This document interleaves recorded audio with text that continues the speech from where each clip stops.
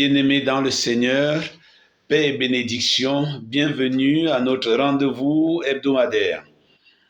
Euh, Dès le début, j'inviterai chacun à faire deux éléments, deux gestes. Aller en bas de notre page YouTube et s'abonner. Et ensuite, laisser un commentaire, partager, afin que la parole de Dieu touche le plus grand nombre de personnes possible. Bien, chers frères et sœurs, je nous propose de baser notre méditation de ce jour sur le psaume 26, savoir faire confiance en Dieu, surtout dans l'épreuve, pour avoir sa paix, éprouver un sentiment de paix profonde.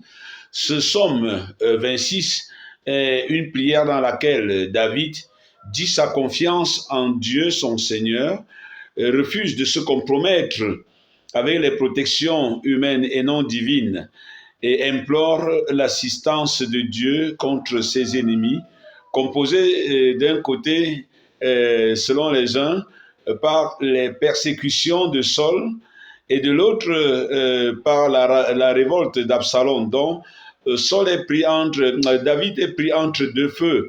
Il a les ennemis de Saul qui lui en veulent, et de l'autre côté, il y a les troupes d'Absalom qui veulent le finir. À l'appui de ses conseillers, David préfère plutôt l'appui de Dieu. Il dit, le Seigneur est ma lumière et mon salut. Bien-aimés dans le Seigneur, notre causerie nous a donné dernièrement, nous a autorisé de parler de la colère, comment gérer sa colère. Gérer sa colère est un grand signe de sagesse, une expression de la crainte de Dieu. L'homme sage gère sa colère car il sait que dans la colère, il peut exprimer sa confiance en Dieu, comme il peut aussi dire à Dieu sa confiance en ses propres forces et en ses propres émotions.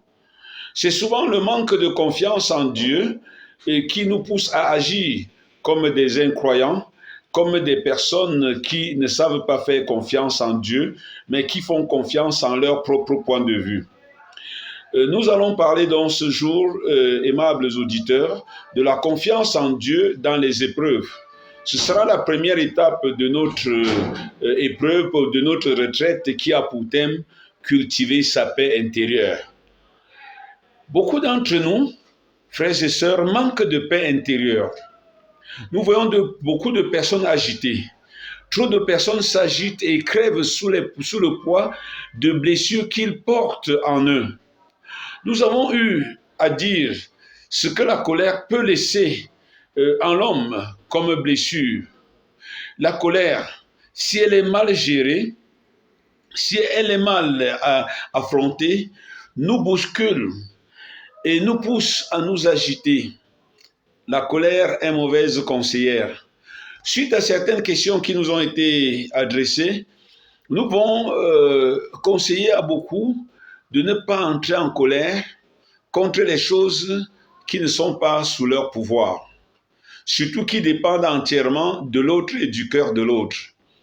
Si quelque chose ne dépend pas de vous, n'entrez pas en colère contre cette affaire, puisque vous n'y pouvez rien. Si vous voulez la paix, occupez-vous de vos oignons. N'entrez pas en colère, même contre votre mari s'il vous laisse, puisque c'est son cœur qui le commande. Ne courez pas derrière lui. N'entrez pas en colère contre lui, car au fur et à mesure que vous vous agitez, vous le repoussez. Si votre mari semble vous tromper, n'allez pas dans son téléphone tous les jours chercher des preuves de son infidélité. Vous allez en trouver. Même lorsqu'il aura appelé seulement sa maman, vous allez vous demander qu'est-ce qu'il s'est dit avec sa maman et vous allez conclure que c'était pour vous trahir. Et vous allez mettre sa maman dans la situation. Apprenez à cultiver votre paix à vous en remerciant Dieu de ne vous avoir pas fait voir certaines choses ou bien de vous avoir mis à distance de certaines choses ou encore de vous avoir fait voir certaines choses à temps. Il y a un aspect de la colère que nous n'avons pas suffisamment abordé dernièrement, c'est l'intolérance. Il s'agit du fait de ne pas se pardonner à soi-même. Plusieurs personnes, surtout des personnes sans scrupules, soit par manque de confiance en Dieu et dans les moyens de sanctification que Dieu nous donne, n'arrivent pas à se pardonner, soit par excès de scrupules, n'arrivent pas à se pardonner. Ces personnes portent des symptômes de la culpabilité ou bien de la culpabilisation poussée. Parfois, elles reportent plusieurs fois en confession les mêmes péchés. Dieu pardonne, mais il ne se pardonne pas à eux. Il nous faut donc apprendre à avoir confiance en Dieu, avoir confiance dans les moyens que Dieu nous donne par son Église pour nous dire qu'il nous a pardonné et qu'il nous aime. Et si Dieu te pardonne, pourquoi tu ne te pardonnes pas? En vertu de quoi ne te pardonnes-tu pas toi-même? La paix de Dieu va au-delà de nos fautes. Dieu nous pardonne nos fautes, nos péchés.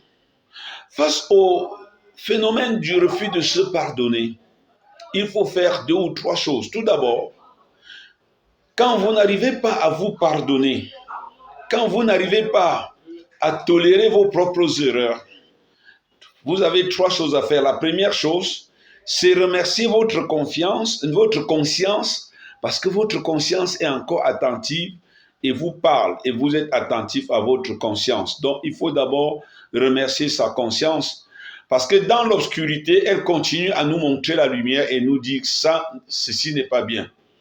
Mais sachez que quand c'est Dieu qui parle dans notre conscience, il est aussi un Dieu bon et miséricordieux. S'il nous dit que dans le sacrement de la réconciliation, nous sommes pardonnés, nous avons réparé nos fautes, alors de quel droit allons-nous penser? C'est la deuxième chose. Faire confiance en la miséricorde de Dieu qui s'exprime dans les moyens que l'Église nous donne, à savoir par exemple le sacrement de la réconciliation et les gestes de réconciliation. Et la troisième chose, c'est de savoir qu'on risque de tomber dans un autre péché plus grave qu'est le scrupule. Donc, refuser de se pardonner alors que Dieu nous a pardonné, c'est être scrupuleux. Et le scrupule, c'est un péché, c'est une maladie de la conscience. Donc, il faut cesser donc de dire indéfiniment, si je n'avais pas fait ceci, je ne serais pas ainsi aujourd'hui. Si j'avais fait cela, je ne serais pas ainsi aujourd'hui. Il faut croire. Il faut cesser de croire que le confesseur n'a pas bien compris ce que j'ai dit et dont le pardon de Dieu n'a pas été efficace. Si je l'ai dit, c'est que le pardon de Dieu est efficace. Donc, le croyant doit faire confiance en la miséricorde de Dieu et recevoir la paix. Entretiens donc cette paix intérieure en faisant désormais confiance en Dieu. La confiance au Seigneur s'évoque et s'éprouve surtout en temps de difficulté, en temps d'obscurité. Voilà pourquoi, chers frères et sœurs en Christ, chers auditeurs, j'ai choisi pour nous ce matin, ce jour, le psaume 26 comme texte biblique devant nous servir de base pour cette retraite en ligne. Le titre du psaume est assez connu de tous. Le psaume 26, « Le Seigneur est ma lumière et mon salut, de qui aurais-je crainte ?» Bien-aimé dans le Seigneur, c'est David qui écrit ce psaume. Et comme je l'ai dit à l'introduction, c'est l'expression, ce psaume traduit l'expression de la qualité de confiance que David a au plus profond d'une crise. David a totalement confiance en Dieu. Comme je l'ai dit, d'un côté, nous avons Saul, ses enfants et ses troupes qui sont en train de poursuivre David et ne sont pas très loin. De l'autre côté, nous avons aussi les troupes d'Absalom qui en veulent à sa peau. Et David a presque perdu la guerre. Il tient conseil. Il tient conseil et les gens, sur le plan militaire, lui disent, là, en calculant, tu es fini. Soit c'est Saul qui te prend, soit c'est Absalom qui te prend. Il nous reste plusieurs solutions. Les alliances militaires avec les non-juifs, ce que les juifs ne toléraient pas. Parce que pour eux, le Seigneur, quand on dit « Je suis le Seigneur ton Dieu », Dieu dit « Si vous observez ces commandements, moi je serai votre Dieu et vous serez mon peuple. » Donc pour les juifs, L'alliance militaire ou bien n'importe quelle alliance avec un autre peuple étranger était comme de la prostitution. Et David dit, je ne le ferai pas. Mais il reste aussi les solutions. Les Juifs sont les voisins des Égyptiens et leurs armées savent fonctionner avec les gris-gris. On dit aussi à Saul, protège-toi, mets quelques gris-gris parce que là, avec ça, tu seras moins invincible. D'autres dont lui proposent parfois des invocations des esprits des morts. Et David a une réponse qui surprend. David dit, le Seigneur est ma lumière et mon salut. De qui? De qui aurais-je crainte? Donc, d'autres proposent à David, certains analystes lui font comprendre même que c'est la mort qui l'attend. Tu ne peux pas t'en sortir, David. On comprend pourquoi David, dans ce psaume, dit, si je traverse les ravins de la mort, je ne crains aucun mal, car tu es avec moi. Ouais. J'ai demandé une chose au Seigneur plutôt, la seule que je cherche, habiter la maison du Seigneur tous les jours, qu'une armée se déploie devant. Donc David garde confiance. La réponse de David est donc surprenante. Il ne choisit pas les alliances militaires, ni les protections diverses qui lui sont proposées. David sait aussi que son passé n'est pas aussi pur que ça illustre. David est conscient de son péché. Lui qui a pris la femme de quelqu'un et il a tué le mari et il a la femme de quelqu'un chez lui. Il se dit, c'est peut-être aussi le retour de mes péchés contre moi. David refuse d'entrer dans la violence, d'être prisonnier de son passé. La conscience lui révèle que la lumière ne se manifeste que dans les ténèbres. David est convaincu que c'est dans ces ténèbres que Dieu se manifestera à lui. C'est quand il est encerclé par les forces de la mort qu'il a besoin de la lumière de Dieu. Dans notre vie, c'est dans l'obscurité et dans l'épreuve que nous devons cultiver notre confiance en Dieu. David appelle Dieu ma lumière et mon salut. Donc David dit, le nom de mon Dieu, c'est ma lumière et mon salut. Et donc il dit, ma lumière et mon salut, c'est le Seigneur. En d'autres termes, celui qui me guide, celui qui me sauve, c'est le Seigneur. Voilà, cette déclaration de David est à la fois surprenante et forte. Il laisse comprendre que celui qui le protège depuis, celui qui l'a toujours protégé, celui qui l'a fait vivre jusqu'à maintenant, celui avec qui il a vaincu des armées, celui avec qui il a combattu des lions et des loups derrière le troupeau de son père Jessé, c'est le Seigneur. C'est le Seigneur. Et donc, il dit aujourd'hui, face à un échec, s'il a un problème, il ne faut pas que quelqu'un vienne lui dire que son protecteur, c'est tel marabout, que c'est tel talisman, c'est tel voyant ou tel exorciste. Non. Quand tu auras désormais un problème, fais comme David. Pose-toi la question de savoir qui m'a toujours fait vivre, qui m'a toujours protégé, qui m'a fait marcher jusqu'à ce niveau, qui a tenu ma main les autres fois dans les combats de la vie. Quand l'obscurité arrive dans ta vie, quand les premiers signaux arrivent que ton âme est en train, ou bien ta vie est en train de périr, fais attention à la lumière qu'on te propose facilement en disant, va voir tel marabout, va voir, sache que ce sont les propositions de Lucifer. N'oublie pas que Lucifer, c'est l'ange de la fausse lumière, qui va te proposer une fausse lumière, et cette lumière sera contre ton sauveur. David dit, ma lumière et mon salut, c'est le Seigneur. De qui aurais-je crainte? David sait que Dieu ne peut pas être son adversaire et qu'il ne pourra pas le laisser tomber. Voilà pourquoi dans ce psaume 26, David dit, si des méchants se mettent devant moi pour me déchirer, ce sont eux, mes ennemis, mes adversaires, qui perdent pied et succombent. Merveilleux frères et sœurs. David dit, si des méchants s'avancent contre moi, s'ils viennent me déchirer, c'est eux mes adversaires, c'est pas Dieu. Or, souvent quand nous avons des problèmes, nous croyons que c'est Dieu notre problème. Cette profession de confiance de David est super. magnifique, déroutante. Il dit, ce n'est qu'un Dieu, c'est Dieu mon talisman, c'est Dieu mon tout, c'est Dieu mon tout. David nous permet de découvrir que dans l'obscurité, ce n'est pas Dieu qui peut nous abandonner. Quand nous sommes dans les problèmes, ce n'est pas Dieu qui peut nous abandonner. Car Dieu n'est pas notre adversaire. Alors David refuse toute aide qui ne soit pas de Dieu et surtout qui soit contre Dieu. Il refuse de compter sur les hommes. Il dira lui-même dans le psaume 117, mieux vaut compter sur le Seigneur que de compter sur les hommes. Mieux vaut compter sur le Seigneur que de compter sur les puissants. Il s'agit là d'un magnifique psaume où David, après sa victoire, rend grâce à Dieu. C'est le psaume 117, versets 7 à 14. Vous écoutez un peu.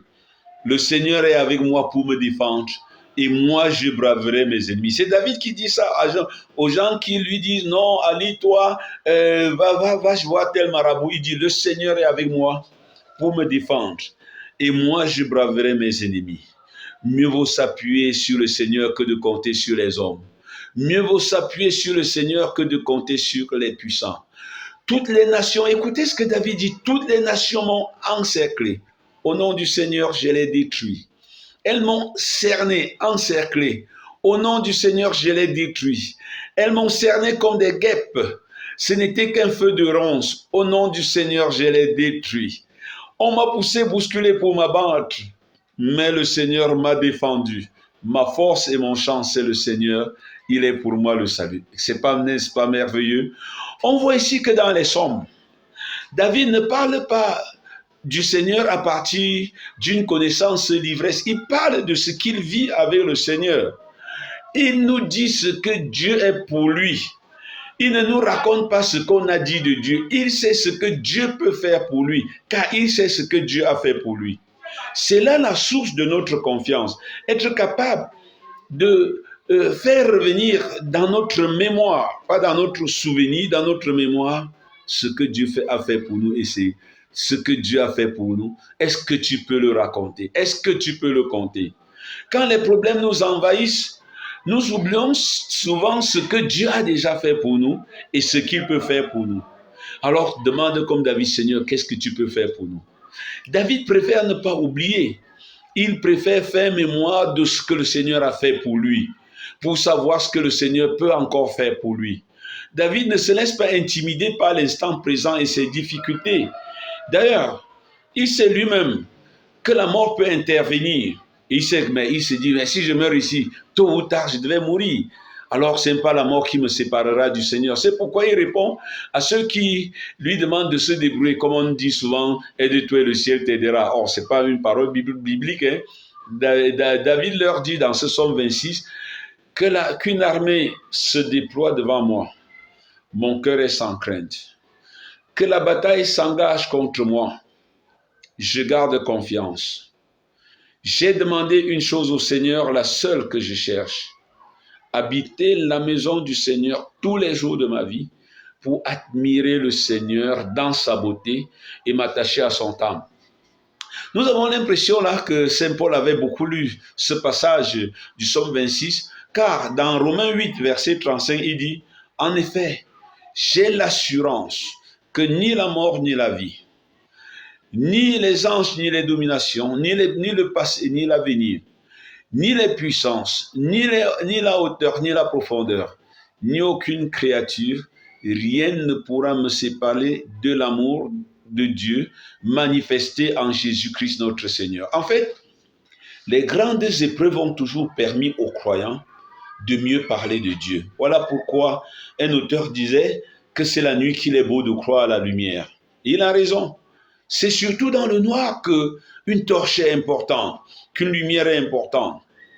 Dans le psaume 27, le roi David associe la lumière à l'Éternel, son sauveur. Il dit, mon sauveur, c'est l'Éternel. Ma lumière, c'est l'Éternel. Quand il compose ce psaume, rappelons-nous-le, il est entouré d'ennemis qui menacent de le tuer, de le dévorer, de le déchirer. Et dans cette première partie, David a confiance. Il dit oui, il me réserve un lieu. Il a confiance en Dieu. Dieu me réserve un lieu sûr au jour du malheur. Il me cache au plus profond de sa tente, il m'élève sur le roc. Maintenant, je relève ma tête devant mes ennemis. David a déjà entendu la fameuse phrase dans laquelle on dit que Dieu a déjà dit « Et de toi le ciel t'aidera ». Je vous ai dit tout à l'heure qu'elle n'est pas biblique. Oui, David sait que invoquer Dieu, ce n'est pas être passif. Et c'est pour cela qu'il dit à Dieu « Ne m'oublie pas ». David donc est d'abord sûr de la victoire. Il est très sûr de sa victoire. Et il promet au Seigneur, quand je vais gagner, il dit, oui, il me réserve un lieu sûr au jour du malheur. Il me cache au plus secret de sa tente, il m'élève sur le roc. Maintenant, je relève ma tête devant mes ennemis. J'irai célébrer dans sa tente, je chanterai, je fêterai le Seigneur. Voilà le psaume 26, il dit, j'irai célébrer, je fêterai, je chanterai le Seigneur. Ça, c'est avant la bataille. Hein? Avec cette confiance, vous croyez que David peut être abandonné par le Seigneur? Ce sont ces mots de confiance. La foi, ce sont des mots de confiance. Ces mots de confiance qui nous font inviter chacun d'entre nous à faire comme David en temps d'épreuve. La foi, c'est cette attitude de confiance au Seigneur quand tout devient difficile, quand tout semble militer en notre défaveur. Dans l'obscurité, la lumière a tout son éclat et a toute son importance. Si le Seigneur est ma lumière, donc dans ma nuit, j'ai besoin de lui. C'est la nuit qu'il est beau de croire en la lumière. C'est quand tout va mal que je peux donc faire l'expérience de mon Seigneur. Et voilà pourquoi David dit, écoute, il crie avec confiance maintenant. Après ces mots de confiance, voilà la forme, un schéma de prière où je dis d'abord à Dieu ma confiance et après je dis ma prière. David dit sa prière, écoute Seigneur, je t'appelle. Pitié, réponds-moi. Mon cœur m'a redit ta parole. Cherchez ma face. Il dit, c'est ta face, Seigneur, que je cherche. Ne me cache pas ta face. Vous voyez, il y a une différence entre le début du psaume et la fin.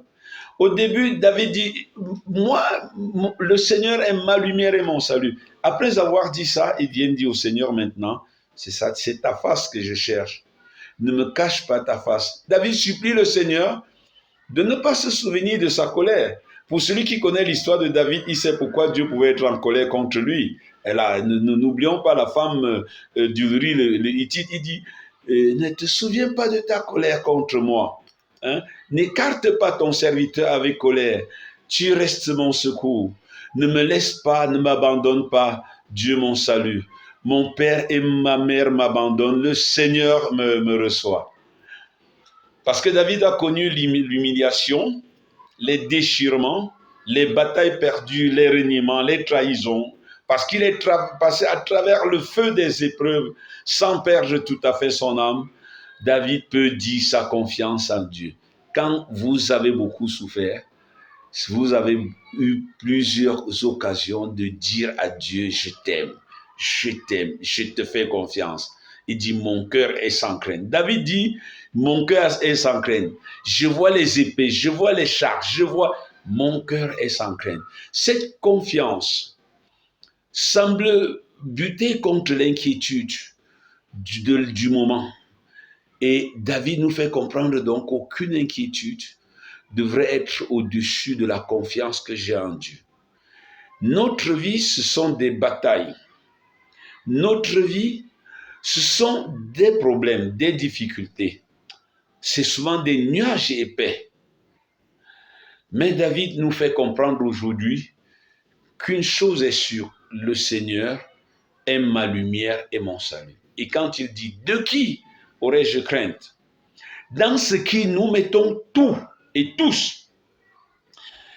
David dit, vous avez des armées, vous avez des gris-gris, vous avez des marabouts. J'ai mon Dieu, il est ma lumière et mon salut. En lui, j'ai confiance. De qui aurais-je crainte? Bien-aimés dans le Seigneur, merci pour notre attention et je vous dis, n'hésitez pas à écrire un WhatsApp au numéro que nous allons afficher à la fin de cette vidéo pour que nous puissions préparer les prochaines catéchèses et les prochains enseignements. Partagez notre vidéo. Comme je l'ai dit, partageons au plus grand nombre de personnes. N'oublions pas de nous abonner si nous ne l'avons pas encore fait. À l'attention de tous ceux qui nous écoutent fidèlement, nos vidéos sont libres de droits d'auteur. Vous pouvez les reproduire, les utiliser là où vous voulez. Personne ne vous demandera des droits d'auteur. La parole de Dieu est la parole de Dieu. Je n'en suis pas l'auteur et donc j'autorise par le fait même toute personne à reproduire, à l'utiliser, même à copier simplement, pourvu que la gloire de Dieu fasse venir son règne. Merci à tous ceux qui nous ont soutenus. Je ne vais pas citer des noms. Merci à tous ceux qui, de manière discrète, soutiennent notre travail en nous envoyant parfois des encouragements écrits ou bien des soutiens d'autres formes. N'oubliez pas de vous abonner et de faire abonner le plus grand nombre de personnes. Mercredi prochain, nous aurons la deuxième séance de notre retraite en ligne. Que le Seigneur nous bénisse. Amen.